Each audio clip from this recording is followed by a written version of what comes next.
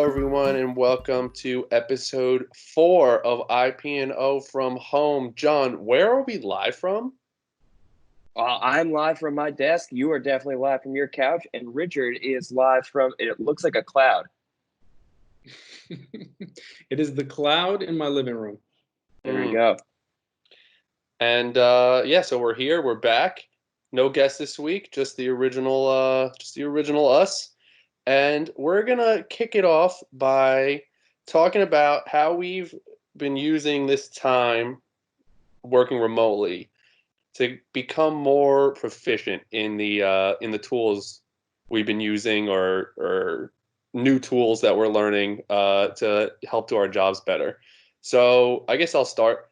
We all use like the Adobe Creative Cloud, that whole creative suite. So there's a bunch of different applications, and anyone who has ever tried to use Adobe or who has learned how to use any of the applications know that they could be really complicated if you don't know what you're doing, if like you're unfamiliar with them, or Right. even if you are familiar with them, there's always a million new things that you could do in them. So uh, a, a big part of my job is making videos, and for that I use Adobe Premiere, and I'm pretty good in Adobe Premiere, but I've always wanted to learn how to use Adobe After Effects, which allows you to create more digital effects and motion graphics and animations to supplement videos. So during this time, I've used things like LinkedIn Learning that we get from being employees at Rutgers. I've been kind of taking small little courses to learn the basics and to learn the different nuances of it. And I've already used it for one project that I submitted, and I'm working on a current one. And it's like a pretty challenging software. It's definitely not as user friendly as something like Premiere, with which, like, if you have any knowledge of video editing, you could kind of at least like jump in and do something basic. But After Effects is so complicated because After Effects is more like something like Illustrator, where things have layers. So when you're editing a video, you'll have a timeline, right? And you might have two or three clips, a music layer, and or something, four things. With this, with After Effects, each element in it is its own layer. So something that's even as short as 30 seconds could have 20, 30, 40 layers, pending how detailed it is. So and just the interface is completely different. Right. So that has kind of been a challenge, but it's almost kind of fun to like figure out how to work those things, because once you do figure it out and once you kind of develop some sort of mastery of it, it becomes like you could think of like so many things of how it could be useful. Yeah. Well, to go off of your concept of layers, I've been learning a lot more about Illustrator, which is another one of the Adobe Creative Cloud products. And primarily my goal is to become more of a reference for Rich when he's sort of overloaded with design work. So I've got a decent enough eye for design, and I can get projects started. And Rich always likes to tweak things and make them look way better than what I did, and that's great. But I want to get myself to a point where, outside of having a vision for a design, I can actually execute. And one of the big things that I learned was how to properly use layers. So if you have several elements that may overlap but need their own care, their own focus, working with layers allows you to have those elements overlap on your artboard and drag specific points from here to there without bringing the other things with it. If you're working on one specific layer and you lock everything else, you get to be really free with your movement on that one piece you really want to focus on. And that's been my biggest takeaway so far. And like you said, it's just, you think you know enough, and then you start to go through some of these training courses, and it's like, I knew nothing almost. So Yeah. I've been working more with, I picked up a book off of Amazon for JavaScript and jQuery. So I think one of the, I think we all have these little like gaps in our fields or technical areas, and I think that this is now like a great opportunity to sort of fill in those gaps. And Yeah. JavaScript and jQuery, I know enough to get around in it, and I can modify scripts that other people have written, and I can, sort of write my own basic ones to just, do certain controls on the page. But there's so much more that you can do with JavaScript and jQuery. So I wanted to, just build on that. So I've been using LinkedIn Learning, like you guys mentioned. It's a really great resource that we have. And I think it'll add to more of the interactivity of our pages going forward. So what I was going to say is that, like, as far as LinkedIn Learning is concerned, I think that it's a valuable tool, regardless of what you do for the university, because their library is so expansive that you could do anything from beginner in Excel. Like, let's say you've always wanted to become really good at Excel, you could start there. You could do design programs, video editing software, music making, you name it. There's a course from beginner to advanced on LinkedIn Learning for it. And they're always expanding their library too, which, for JavaScript and jQuery, when I was learning that stuff myself, at the time it was lynda.com, but that's now become LinkedIn Learning. I relied heavily on those courses just to be more proficient. And really with those things, like you said, it's just about making things more interactive. And the more you know, the better, honestly. Mm-hmm. I really couldn't imagine not having those kinds of resources when learning these programs, especially if you're trying to learn on your own, like you're not taking a course at a university or something. Because it must be so frustrating because there's so many different things that it's just so much more helpful to see someone walk through and do it. Even things just like people doing YouTube tutorials, and just explaining how to different techniques. I can't imagine how hard these things must have been to learn before, that stuff was commonplace. Yeah. Rich could probably speak to picking a book up and learning something, which is probably a little bit more foreign for you and I, Paul. I ordered a book from Amazon. He ordered a book. To learn JavaScript. It's a little bit different. I definitely think that there's value in both modes.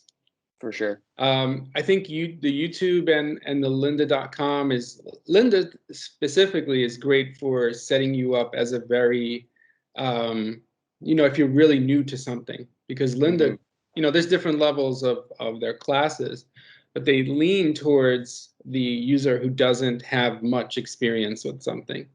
Yeah. And obviously you can go and you can YouTube how to use, for example, like JavaScript and jQuery. You can YouTube it or you can Google it, but you don't know what you don't know. And the useful thing with a book is that you can there are books that are geared towards more advanced people. So then you could you sort of learn where your blind spots are, and then you can just supplement that with YouTube tutorials, and you actually find more advanced YouTube tutorials because you know what to look for. Yeah. And I think, so it's funny, right, on the flip side of that, right, I've learned both ways myself, especially when it comes to JavaScript, and I'm sure, as you already know or you're finding out now, there's not always only one way to do something, right? And what I like about going through those video courses is that, as compared to a book where they have their one methodology laid out pretty plainly, you get to see a variety of methods to complete the same task. And what I like about that is just having that flexibility. Maybe one way is going to make more sense to me, but that's not the way that the book might teach it. So I think there's a right and wrong way to learn things for everybody, for sure. I think that being able to use both is an even more powerful tool because like you said, you get that base knowledge and then you get to figure out what you didn't know and then go from there. So this situation kind of lends itself to us having a little bit more time to, I know some of us are dealing with, kids at home and things like that. But there are, there's always going to be time for you to learn something new. And I think maybe if you're in the office, you might be a little more hesitant to do that because you're like, this isn't part of my main job. Am I supposed to be doing this on company time or whatever? But Right. yeah, you're supposed to be developing as an employee. Yeah. So, And if you think about, I mean, sorry to cut you off, but if you think about what we're doing here, right? Like Paul's learning After Effects to apply to a video for IP&O. I'm learning Illustrator to do, yeah, graphic design things. You're learning JavaScript to make websites. So it's not like we're just learning new skills because we want to be, exactly.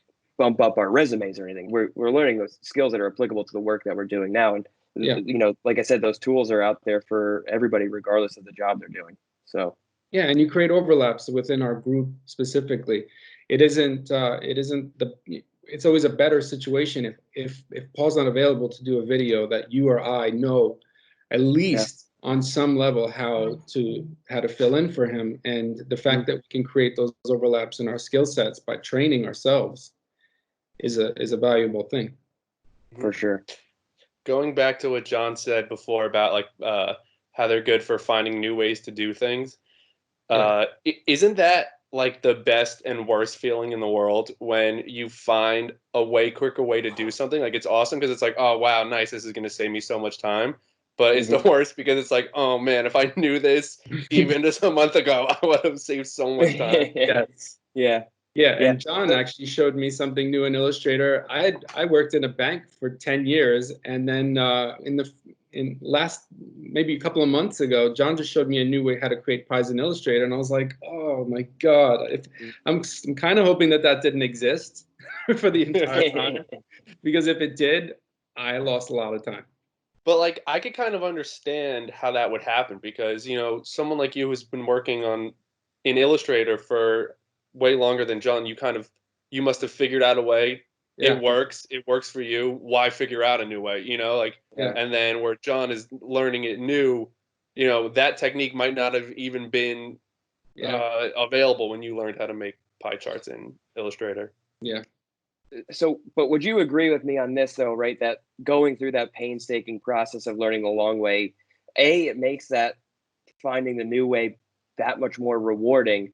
But also, the new way is almost only going to be applicable for certain circumstances, and a lot of other things will require you to do the old way. Like I didn't say that the best way possible, but going through the process of learning the hard way makes you even more well-rounded in the application, and likely will come into handy when something comes up that you can't use your new trick for. And I found that myself. I'm sure you found that. So it has it's both benefiting and frustrating at the same time, for sure.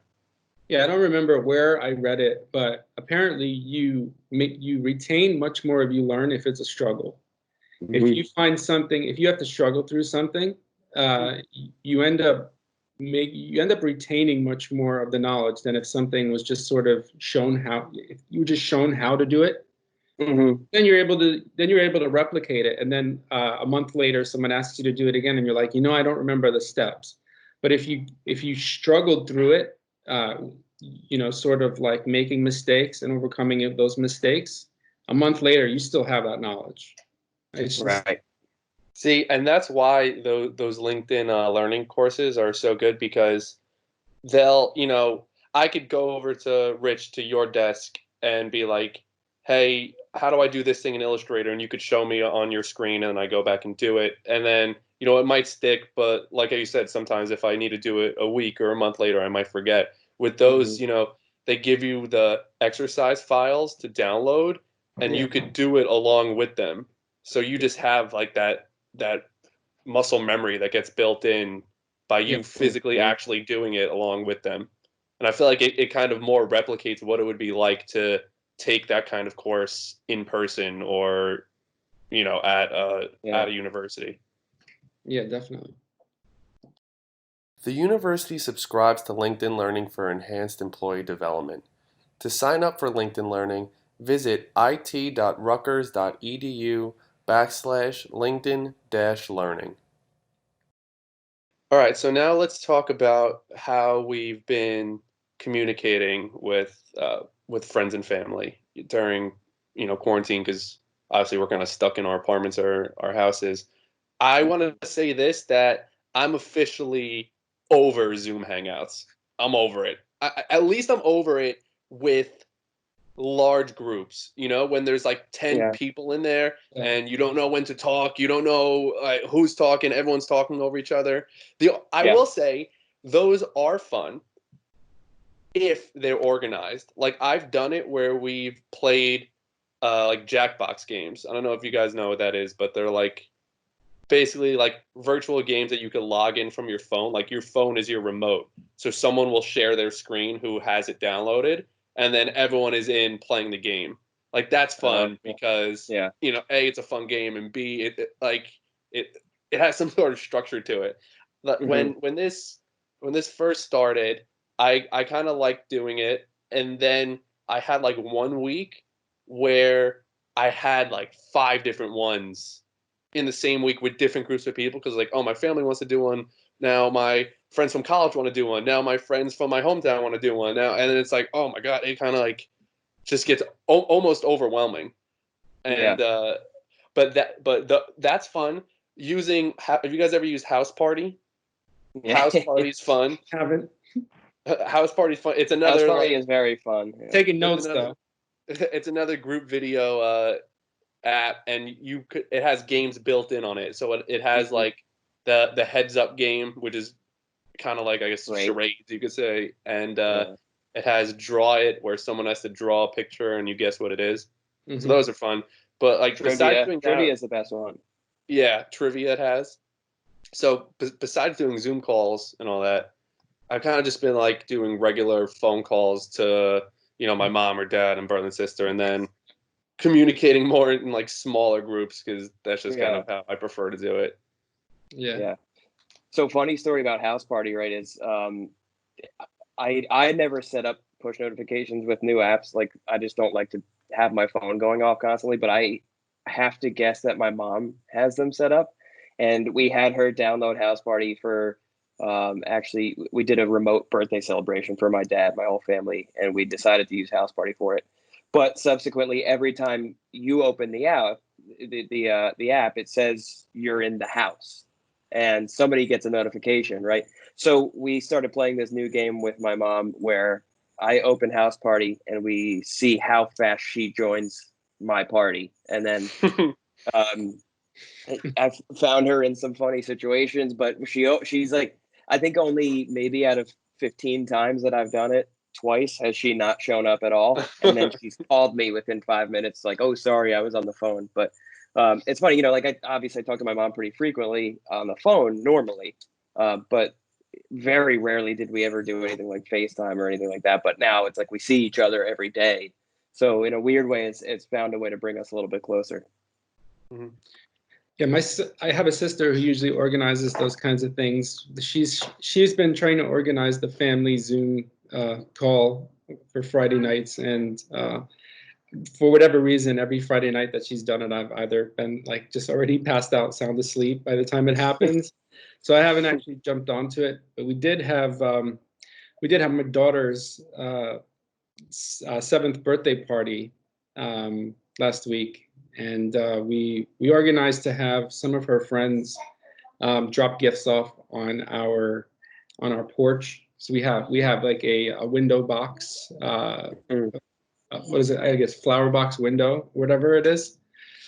So the kids like came, and we just sort of had them, writing chalk and sort of playing games from behind the glass. So we scheduled it so that different kids should show up at different times, so no one was in direct contact with each other. But at least she was able to experience that. And yeah, I've refound Words with Friends on my phone. I've been playing that with some of my family members and friends. But yeah, I gotta check out this House Party app because it sounds pretty cool.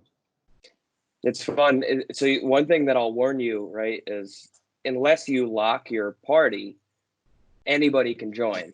So if you're friends with somebody and they see you're online, um, for instance, when I was on with my mom once, I had a friend pop in, and we have a funny relationship, and he said something to me, and immediately left. And my mom was like, "What was that? Who do you know that person?" And I was like, "Yeah, I do." And so I wound up having her get my revenge for me. She left my house party and went to his, said the same thing he said to me back to him, and then left immediately. So it is like really funny because like if you're unsuspecting, you can wind up video chatting with somebody that you didn't intend to, but that can also create some pretty funny situations. Yeah, I'm definitely gonna check it out. All right, guys. I think that wraps it up. That wraps up episode 4. So thanks to everyone for listening. Again, comment or reach out to us with any feedback or any topics you'd like us to cover. And we'll see you next week. Thanks, everybody. Take care. Bye, guys.